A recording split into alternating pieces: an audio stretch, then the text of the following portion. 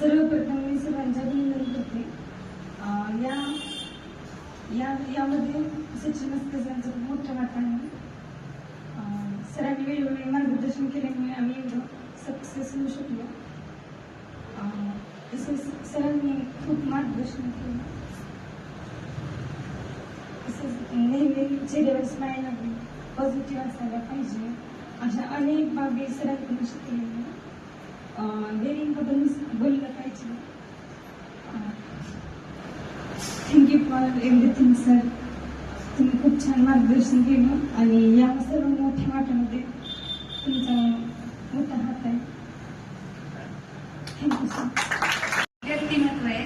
त्यांनी एकदम आम्हाला स्वतःच्या मुलीसारखे सांभाळलं, एकदम चांगल्या वाटेवर आणलं. कमी जरी मार्क पडलेले असले तरी तुम्ही एक चांगला माणूस बनून दाखवा याची शिकवण दिली.